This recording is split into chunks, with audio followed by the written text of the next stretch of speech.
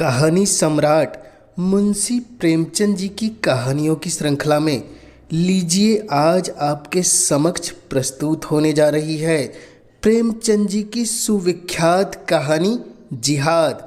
तो लीजिए प्रारंभ करते हैं कहानी।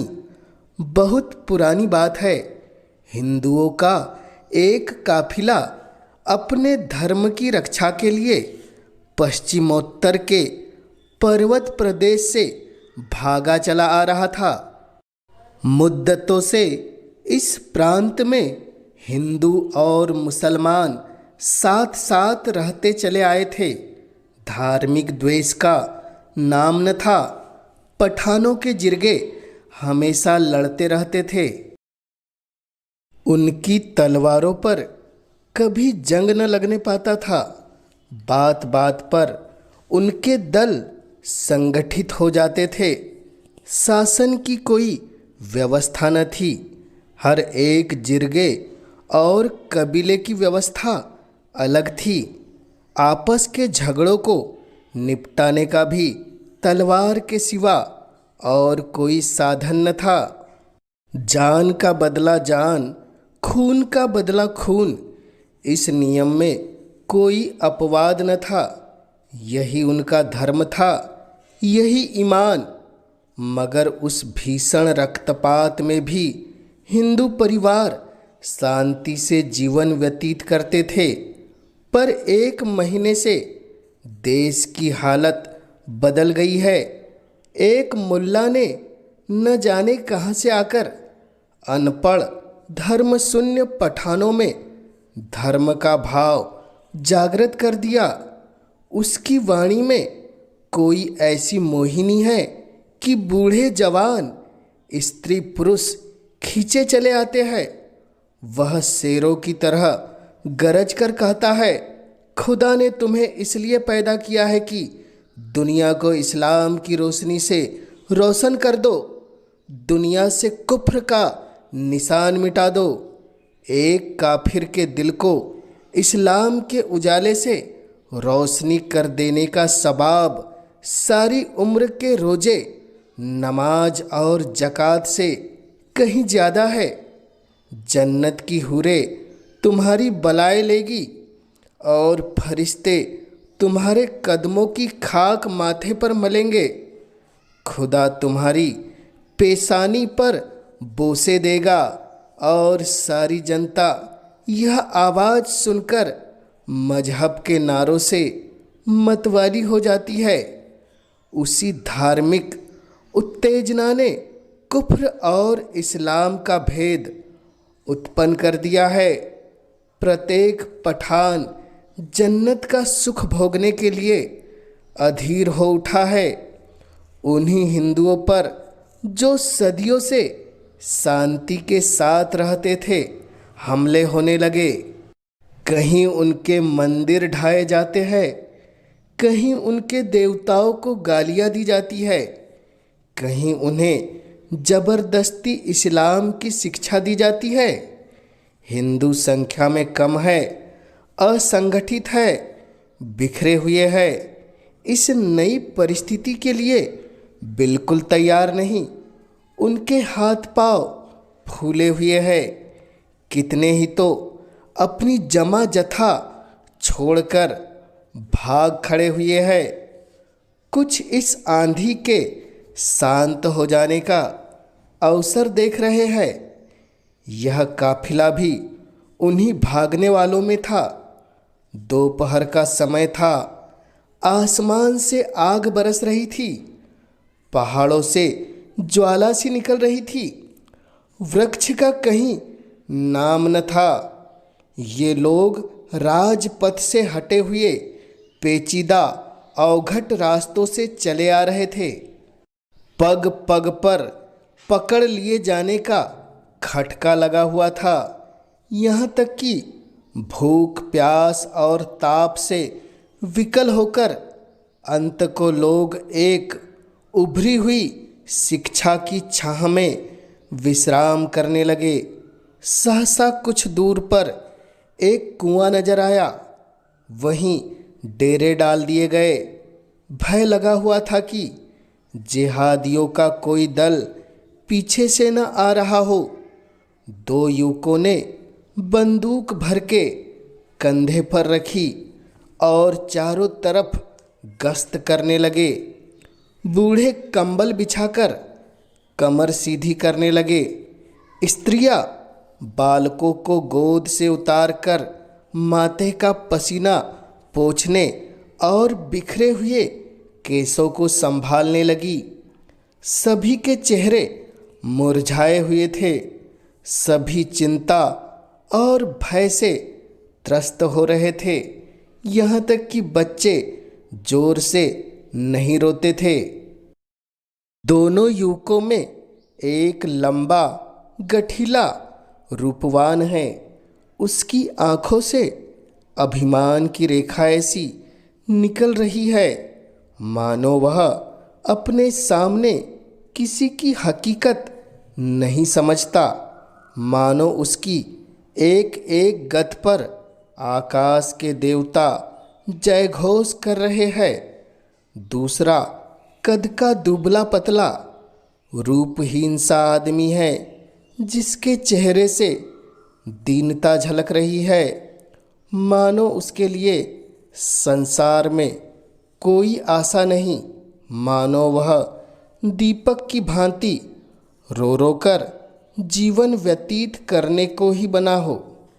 उसका नाम धर्मदास है, इसका खजाचंद।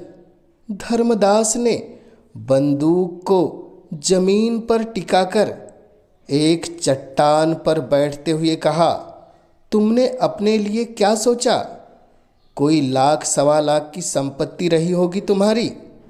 खजाचंद ने उदासीन भाव से उत्तर दिया, लाख सवा लाख की तो नहीं, हाँ 50-60 हजार तो नगद ही थे। तो अब क्या करोगे? जो कुछ सिर पर आएगा झेलूंगा। रावलपिंडी में 2-4 संबंधी है, शायद कुछ मदद करे। तुमने क्या सोचा है? मुझे क्या गम, अपने दोनों हाथ अपने साथ है। वहाँ इन्हीं का सहारा था, आगे भी इन्हीं का सहारा है। आज और कुशल से बीत जाए तो फिर कोई भय नहीं। मैं तो मना रहा हूँ कि एकाध शिकार मिल जाए, 1 दर्जन भी आ जाए तो भून कर रख दूंगा। इतने में चट्टान के नीचे से एक युवती हाथ में लोटा डोर लिए निकली और सामने कुएं की ओर चली। प्रभात की सुनहरी मधुर अरुणिमा मूर्तिमान हो गई थी। दोनों युवक उसकी ओर बढ़े, लेकिन खजाचंद तो 2-4 कदम चलकर रुक गया। धर्मदास ने युवती के हाथ से लोटा डोर ले लिया और खजाचंद की ओर सगर्व नेत्रों से ताकता हुआ कुएं की ओर चला। खजाचंद ने फिर बंदूक संभाली और अपनी झेप मिटाने के लिए आकाश की ओर ताकने लगा। इसी तरह कितनी ही बार धर्मदास के हाथों पराजित हो चुका था। शायद उसे इसका अभ्यास हो गया था।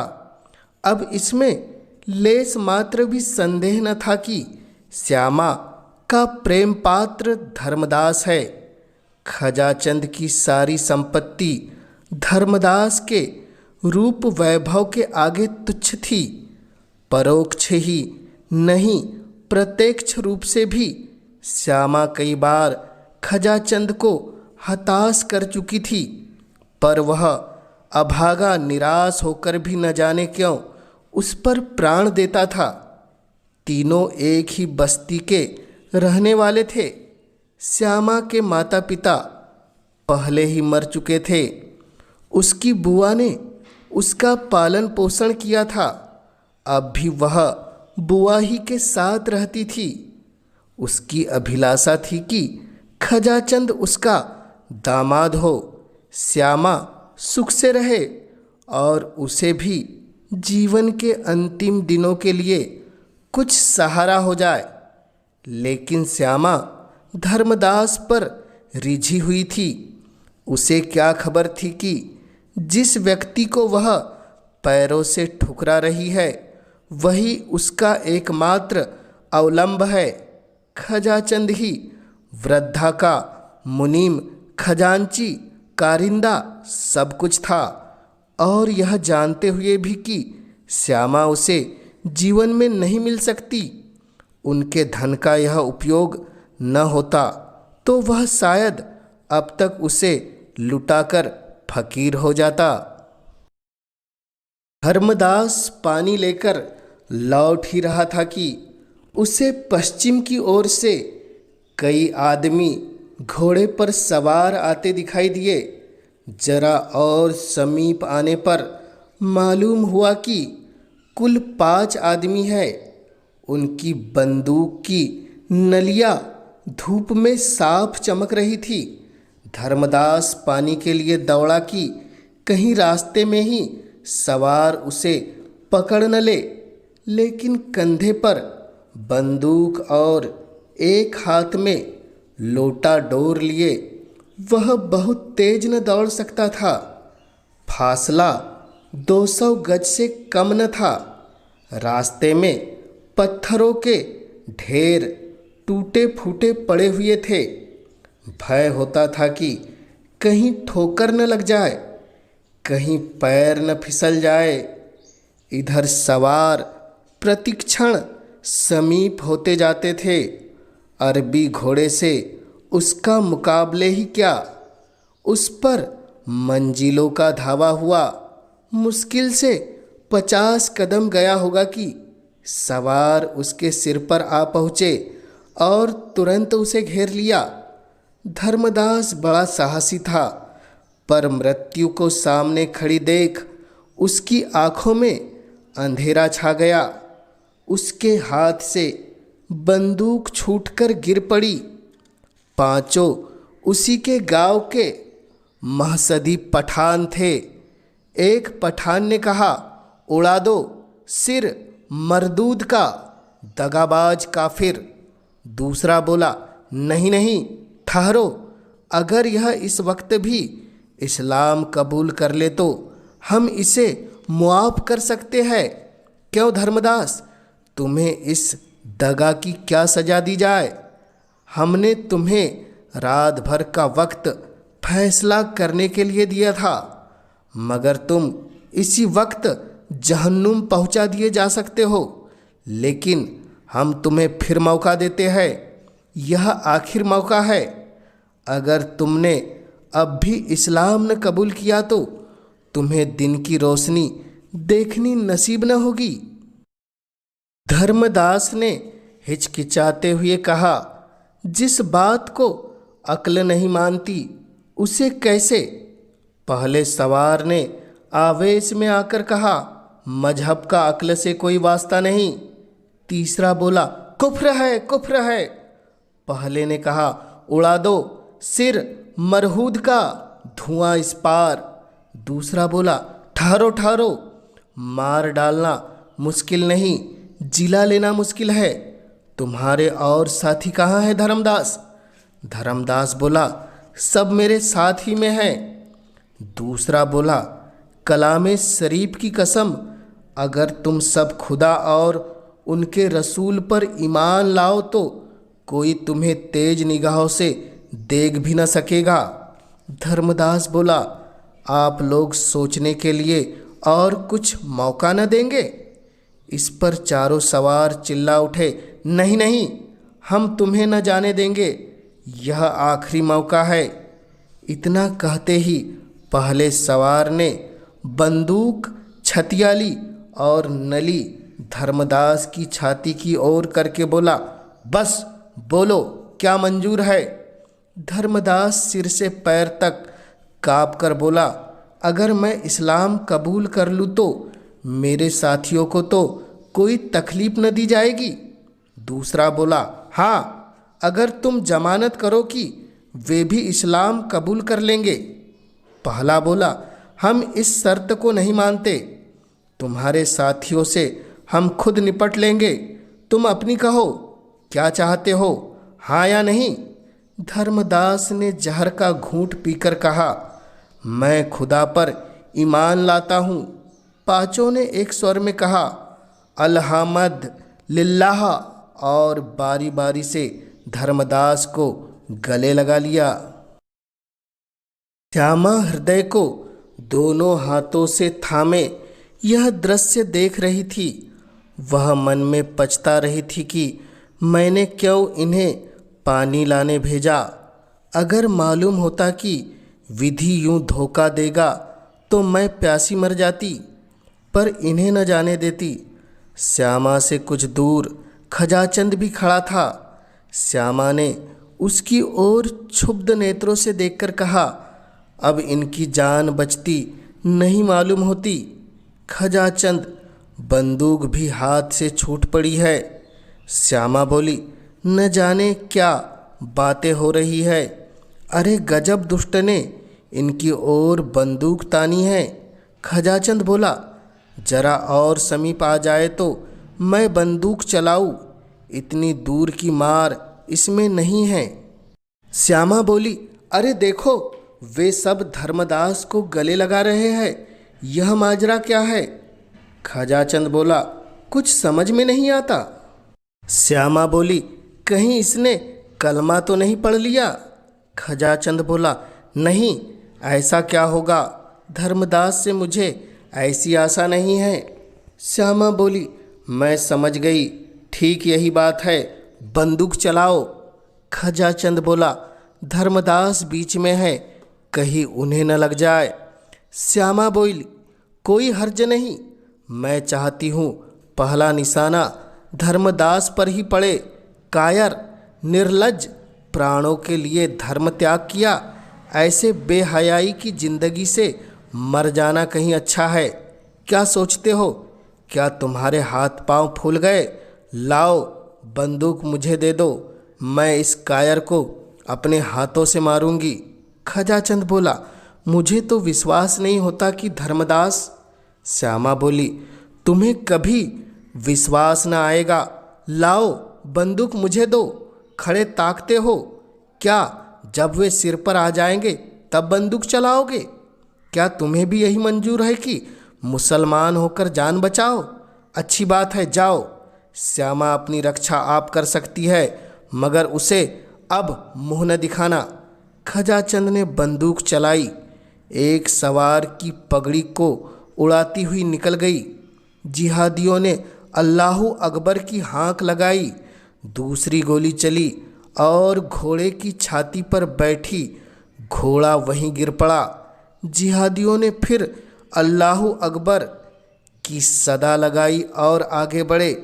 तीसरी गोली आई, एक पठान लौट गया, पर इसके पहले कि चौथी गोली छूटे, पठान खजाचंद के सिर पर पहुंच गए और बंदूक उसके हाथ से छीन ली। एक सवार ने खजाचंद की ओर बंदूक तान कर कहा, उड़ा दो सिर मरदूद का, इससे खून का बदला लेना है। दूसरे सवार ने, जो इनका सरदार मालूम होता था, कहा, नहीं नहीं, यह दिलेर आदमी है। खजाचंद, तुम्हारे ऊपर दगा, खून और कुफ्र, ये तीनों इल्ज़ाम हैं और तुम्हें कत्ल कर देना ऐन सवाब है। लेकिन हम तुम्हें एक मौका और देते हैं। अगर तुम अब भी खुदा और रसूल पर ईमान लाओ तो हम तुम्हें सीने से लगाने को तैयार है। इसके सिवा तुम्हारे गुनाहों का और कोई प्रायश्चित नहीं है। यह हमारा आखिरी फैसला है। बोलो, क्या मंजूर है? चारों पठानों ने कमर से तलवारें निकाल ली और उन्हें खजाचंद के सिर पर तान दिया। मानो नहीं का शब्द मुंह से निकलते ही चारों तलवारें उसकी गर्दन पर चल जाएगी।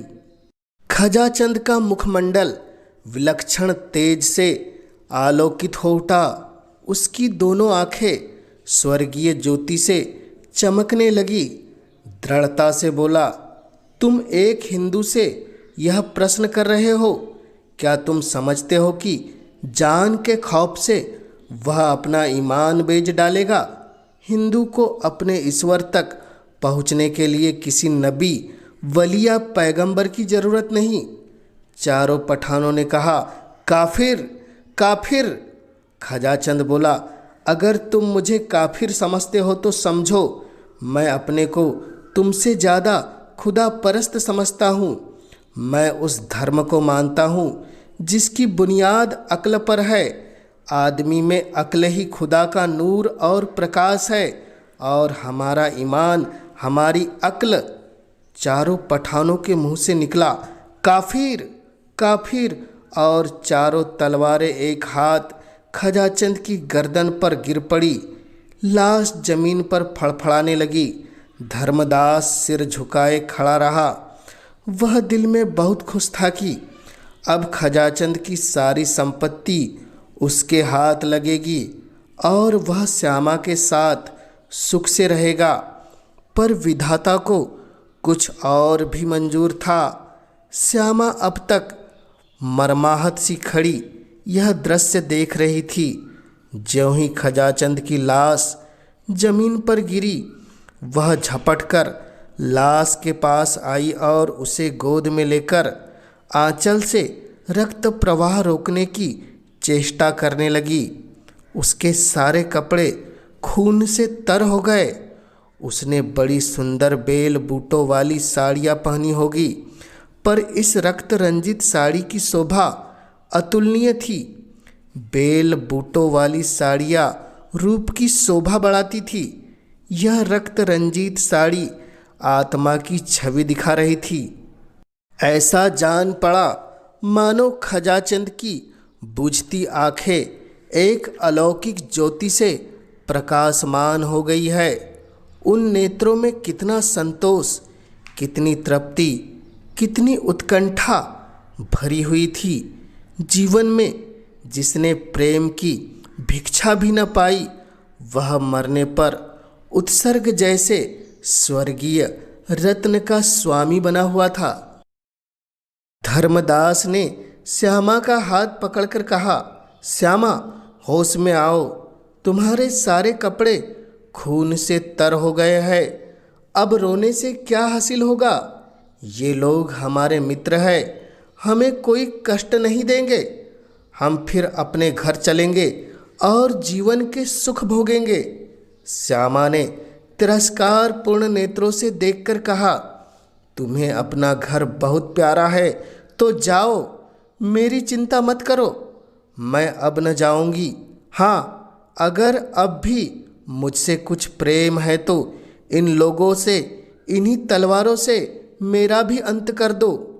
धर्मदास करुणा की ओर देखकर कातर स्वर से बोला, श्यामा, यह तुम क्या कहती हो? तुम भूल गई कि हमसे तुमसे क्या बातें हुई थी? मुझे खुद खजाचंद के मारे जाने का शौक है, पर भावी होनी को कौन टाल सकता है? श्यामा बोली, अगर यह भावी थी तो यह भी भावी है कि मैं अपना अधम जीवन उस पवित्र आत्मा के शोक में काटूं जिसका मैंने सदैव निरादर किया। यह कहते कहते श्यामा का शोको उद्गार, जो अब तक क्रोध और घृणा के नीचे दबा हुआ था, उबल पड़ा और वह खजाचंद के निस्पंद हाथों को अपने गले में डालकर रोने लगी।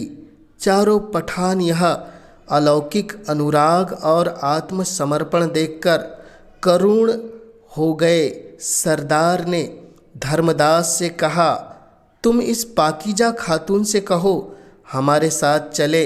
हमारी जाति से इसे कोई तकलीफ न होगी। हम इसकी दिल से इज्जत करेंगे। धर्मदास के हृदय में ईर्ष्या की आग धधक रही थी। वह रमणी जिसे वह अपनी समझे बैठा था, इस वक्त उसका मुंह भी नहीं देखना चाहती थी। बोला, श्यामा, तुम चाहो तो इस लाश पर आंसुओं की नदी बहा दो, पर यह जिंदा न होगी। यहाँ से चलने की तैयारी करो। मैं साथ के और लोगों को भी जाकर समझाता हूँ। खान लोग हमारी रक्षा करने का जिम्मा ले रहे हैं। हमारी जायदाद जमीन दौलत सब हमको मिल जाएगी। खजाचंद की दौलत का भी हमें मालिक होंगे। अब देर न करो, रोने धोने से अब कुछ हासिल नहीं। श्यामा ने धर्मदास को आग्नेय नेत्रों से देखकर कहा, और इस वापसी की कीमत क्या देनी होगी? वही जो तुमने दी है। धर्मदास यह व्यंग न समझ सका। बोला, मैंने तो कोई कीमत नहीं दी, मेरे पास था ही क्या।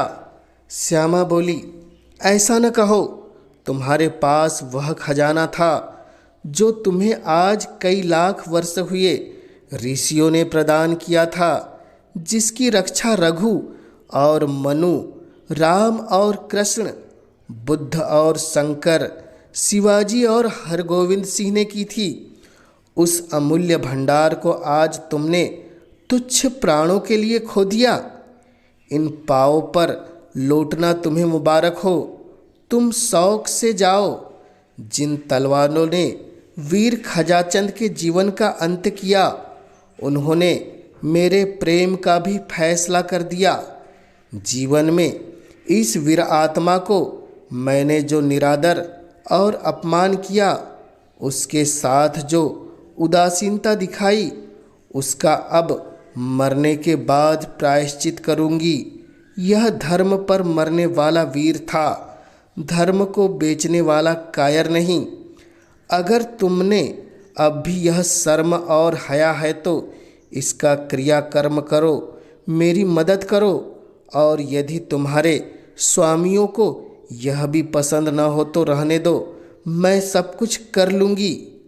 पठानों के हृदय दर्द से तड़प उठे। धर्मांधता का प्रकोप शांत हो गया। देखते देखते वहाँ लकड़ियों का ढेर लग गया। धर्मदास ग्लानि से सिर झुकाए बैठा था और चारों पठान लकड़ियाँ काट रहे थे। चिता तैयार हुई और जिन निर्दय हाथों ने खजाचंद की जान ली थी, उन्होंने उसके शव को चिता पर रखा। ज्वाला प्रचंड हुई। अग्निदेव अपने अग्निमुख से उस धर्मवीर का यश गा रहे थे। पठानों ने खजाचंद की सारी जंगम संपत्ति लाकर श्यामा को दे दी। श्यामा ने वही एक छोटा सा मकान बनवाया और वीर खजाचंद की उपासना में जीवन के दिन काटने लगी। उसकी वृद्धा बुआ तो उसके साथ रह गई और सब लोग पठानों के साथ लौट गए, क्योंकि अब मुसलमान होने की शर्त न थी। खजाचंद के बलिदान ने धर्म के भूत को परास्त कर दिया, मगर धर्मदास को पठानों ने इस्लाम की दीक्षा लेने पर मजबूर किया। एक दिन नियत किया गया, मस्जिद में मुल्लाओं का मेला लगा और लोग धर्मदास को उसके घर से बुलाने आए, तो उसका वहाँ पता न था। चारों तरफ तलाश हुई, कहीं निशान न मिला। साल भर गुजर गया। संध्या का समय था। श्यामा अपने झोपड़े के सामने बैठी भविष्य की मधुर कल्पनाओं में मग्न थी। अतीत उसके लिए दुख से भरा हुआ था। वर्तमान केवल एक निराशमय स्वप्न था। सारी अभिलाषाएं भविष्य पर अवलंबित थी, और भविष्य भी वह जिसका इस जीवन से कोई संबंध न था। आकाश पर लालिमा छाई हुई थी। सामने की पर्वतमाला स्वर्णमयी शांति के आवरणों से ढकी हुई थी। वृक्षों की कांपती हुई पत्तियों से सरसराहट की आवाज़ निकल रही थी, मानो कोई वियोगी आत्मा पत्तियों पर बैठी हुई सिसकियाँ भर रही हो। उसी वक्त एक भिखारी फटे हुए कपड़े पहने झोपड़ी के सामने खड़ा हो गया। कुत्ता जोर से भौंक उठा। श्यामा ने चौंक कर देखा और चिल्ला उठी, धर्मदास। धर्मदास वहीं जमीन पर बैठते हुए कहा, हाँ श्यामा, मैं अभागा धर्मदास ही हूँ। साल भर से मारा मारा फिर रहा हूँ। मुझे खोज निकालने के लिए इनाम रख दिया गया है। सारा प्रांत मेरे पीछे पड़ा हुआ है। इस जीवन से अब ऊब उठा हूँ, पर मौत भी नहीं आती। धर्मदास एक क्षण के लिए चुप हो गया, फिर बोला, क्यों श्यामा, क्या अभी तुम्हारा हृदय मेरी तरफ से साफ नहीं हुआ? तुमने मेरा अपराध क्षमा नहीं किया? श्यामा ने उदासीन भाव से कहा, मैं तुम्हारा मतलब नहीं समझी। मैं अब भी हिंदू हूँ। मैंने इस्लाम नहीं कबूल किया। जानती हूँ, यह जानकर भी तुम्हें मुझ पर दया नहीं आती।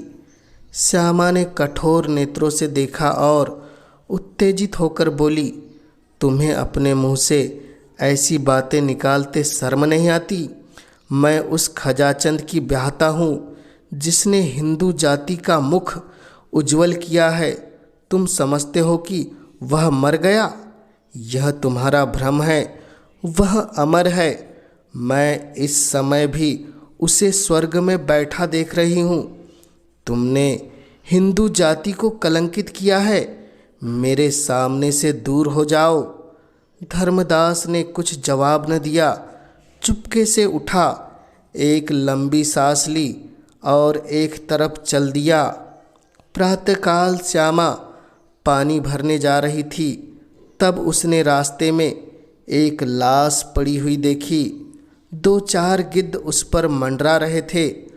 उसका हृदय धड़कने लगा। समीप जाकर देखा और पहचान गई, यह धर्मदास की लाश थी। यह धर्मदास की लाज थी। यह कहानी जिहाद आपको कैसी लगी? कमेंट्स के माध्यम से हमें ज़रूर बतलाएं। और इस चैनल पर पहली बार आए हैं तो इस चैनल को ज़रूर सब्सक्राइब कर दे, ताकि आप तक महान साहित्यकारों की ऐसी अविस्मरणीय कहानियाँ सबसे पहले पहुँच सके। चैनल में इस वीडियो के माध्यम से बने रहने के लिए आपका पूरे दिल से धन्यवाद।